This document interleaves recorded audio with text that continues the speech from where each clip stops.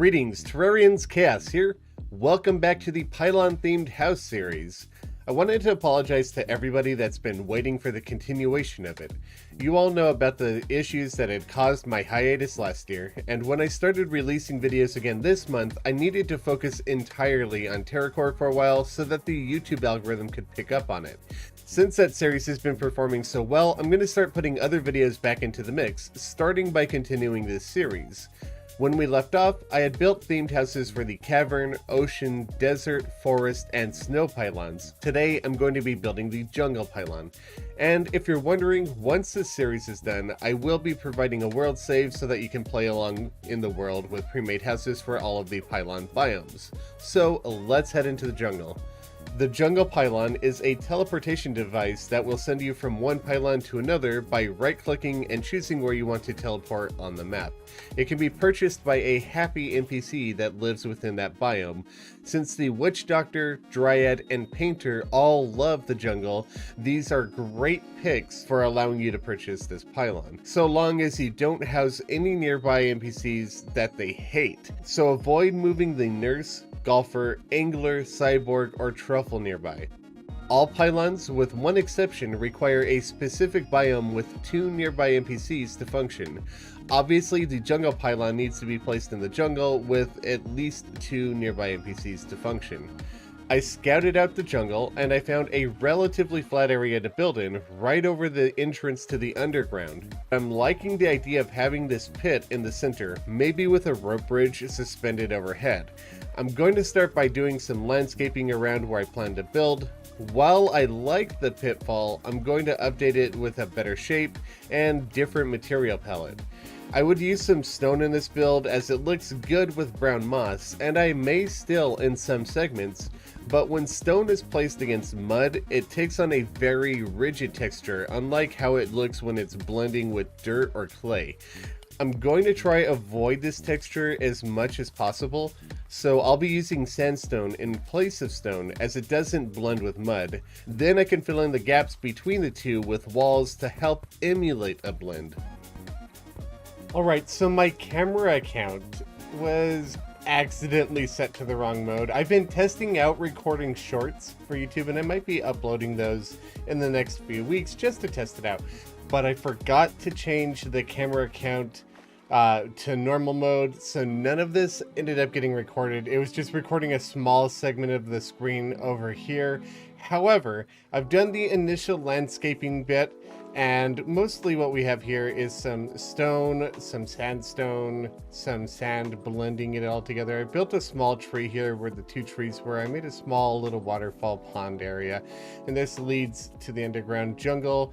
So if you download and play this world, once it's available, you will be able to explore everything. Now, everything in this world will be primarily untouched, so it would be a good world for you guys to play on. So up next, I need to work on the 2 Aztec pyramids and the bridge and some other detail work around it.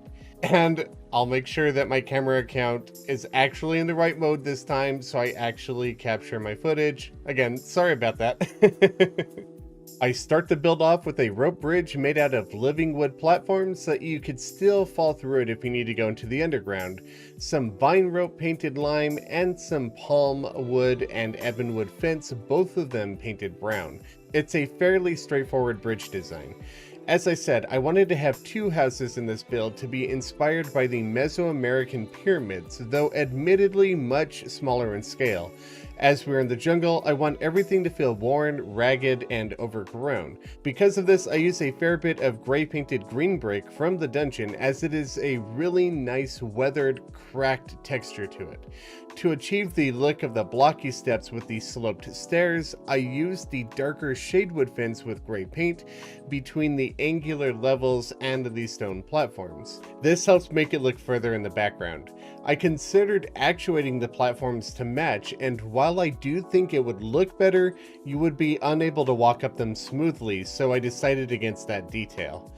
The roof of both pyramids have a sandwich of stone accent slabs with green slab wall painted gray. This allows me to give the illusion of a sideways half block, as that's not something we can actually hammer in game. While I plan to add vines and grass to help contribute to the overgrown look, I thought it'd be a nice touch to have a large jungle tree growing off the top of the larger pyramid. While I was working on the initial landscaping, I had used a world globe to change the background of the jungle to the version with large trees. Then I thought it'd be fun to emulate those in this build. I'm not a huge fan of using only living mahogany wand, so I decided to use some of the normal living wood blended in there as well. To make the match further, I painted both types of wood brown and then actuated them. So far, so good, I think. So now we have this pylon just kind of hanging from this vine swing over the growing from a tree from on top of the pyramid. We've got a couple of them, a little bit different size between the two. This rope bridge over here, which I do have a tutorial out on if you need to know how to make a bridge like this. I could leave that video linked in the description below. And for the doors, they're not actually lizard door. I went with the green dungeon door because I kind of like the way that these look. It kind of feels a little bit more Aztec or maybe Mayan or something, and that's kind of what I'm going for here. So in terms of decorations, we don't have a whole lot of room in there, and we need to make these valid NPC houses. So I'm just going to be placing down a workbench in this room and maybe 1 or 2 chairs here. They're going to be hard to see against the background, and that's okay. I want most of the decorations to actually come from plant life that I'm going to be placing in here. So we have a lot of like strange plants. We have some more mud and stuff. So I might take like some mud over here and a little bit here, and then maybe we'll get some vines growing from the ceiling and some grass on the floor. We could even take things like lime paint with orange bloodroot, have some of that hanging. We have lots of different options in that regards. Brown paint with one of the mushrooms. These could be good in various different places. That was actually gray paint, but you get the point.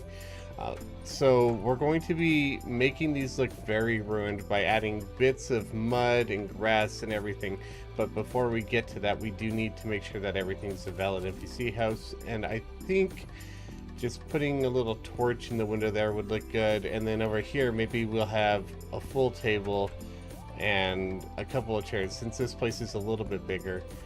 And then maybe have hanging ones in the corners of the room or something, just to make it stand out a little bit. And these should be valid NPC houses now. Too small! Too small! Uh-oh. Uh-oh. What if we do that? Are you still too small? Alright, so I've got a little tailoring to do with this house. We'll make it work.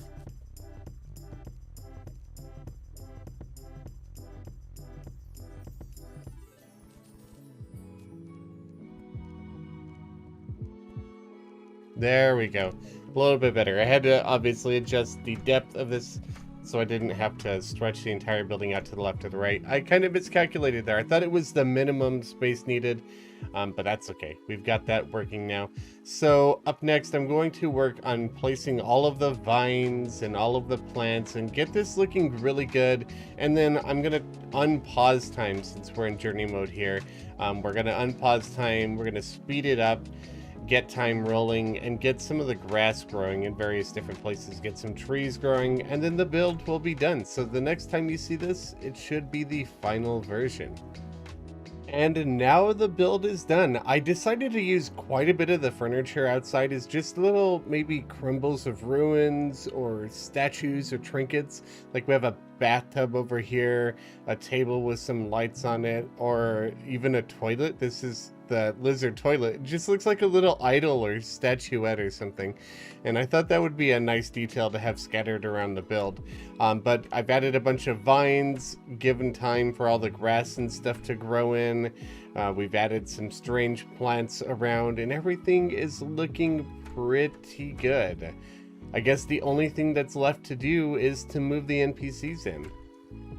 And here we are, the Jungle Pylon themed house in all of its glory. Again, there are several other houses already done for various different pylons scattered around the world, and there will be a link to the entire series at the end of this video, so be sure to check them all out if you want to get caught up on all of the older builds. Up next, we'll be working on the Hallow, the Mushroom Biome, and the Universal Pylon. Those should come out maybe one episode a week. The next video, I think, will be Terracore episode 6. And as I said earlier in the video, I'm going to be looking at doing possibly some YouTube shorts. We'll see how that works out with my kind of content. I think it's going to be pretty good. Anyway, for now, thank you all very much for watching. I'll catch you all later. Happy building!